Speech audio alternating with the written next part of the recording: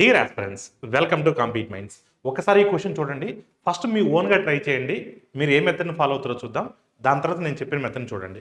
ఇక్కడికి మీరు చూసినట్లయితే for the first part of the journey Sunita travelled at 450 meters per minute, and for the rest of the journey the speed will be 1.4 times more than the previous speed.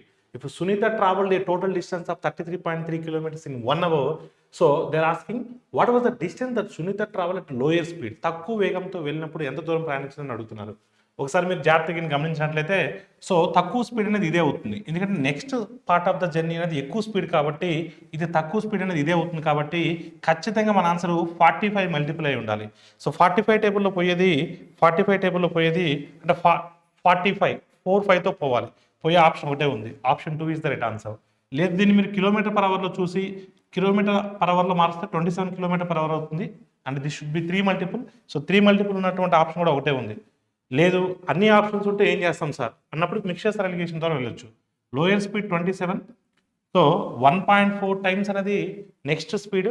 దీనికి 1.4 times వేస్తే మనకు 37.8 వస్తుంది. So average speed అనేది మనకు 33.3 ఇచ్చారు. So ఇక్కడికి మీరు చూస్తే ఇది 4.5 వస్తుంది, ఇక్కడ 6.3 వస్తుంది. 9 5s are 9 7s are total 12 parts. 12 parts will be 1 hour. Each part will be 5 minutes. 5 parts will be 25 minutes. అంటే 27 కిలోమీటర్ పర్ అవర్తో 25 మినిట్స్లో ఎంత డిస్టెన్స్ వెళ్తున్నారని మన క్వశ్చన్.